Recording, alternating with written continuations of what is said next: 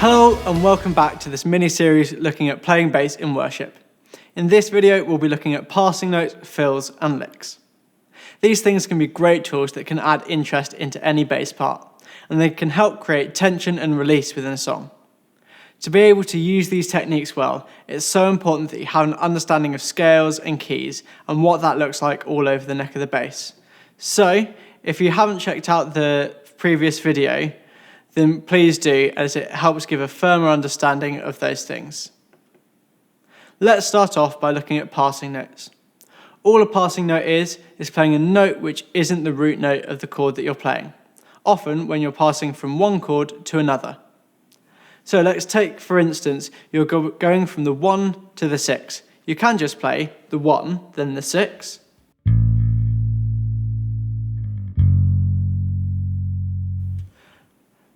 but when you add in a passing note, in this case the 7, it can give the bass a bit more direction, like this.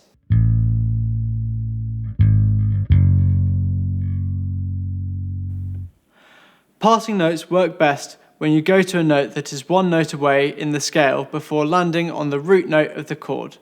So, if you're going to be on the 4, then you could either pass by the 5 or the 3, and that would sound like this.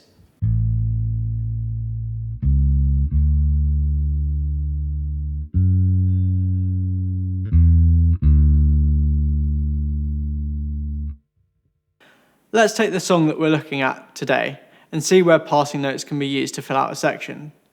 We're going to be comparing the first chorus compared to the second chorus of All Hail King Jesus.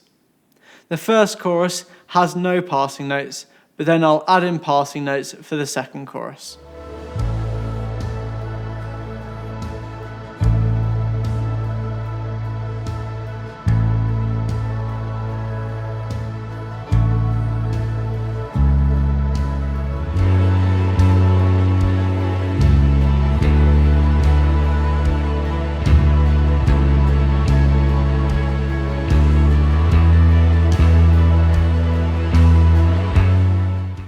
As you can hear, in the first chorus, there's very little going on with the rest of the instrumentation, and there's not much movement apart from the melody. However, when it gets to a section where everyone is playing, like the second chorus, then the passing notes can add interest and direction into the chord sequence. Fills and licks are one of the most tricky things to use well. When we want to do this, we need to make sure that it serves the song and that it adds to the overall sound, rather than detracting and distracting from the other things that are going on musically. Fills and licks can be used as transition points, as well as points of emphasis within a section. They can also just add interest as you repeat around a section like a bridge, and helps break that up a bit. They are best used sparingly though, otherwise they'll clutter up the sound of the rest of the band and lose their emphasis when they are used. When you're playing a fill or a lick, it's important to know what you're going to play so it doesn't just sound like you're fluffing around the neck. For me, it helps to have a few go-to licks that I know will work in certain situations. In All Hail King Jesus, the most appropriate place to include licks and fills is in the instrumental after the bridge. This lick is something that I heard in my head and then took time to practice away from the rest of the band so that when it came to rehearsal, I could just slot right in. It happens in the instrumental, so it doesn't clutter the sound of what's being sung in the other sections. And this is how it goes.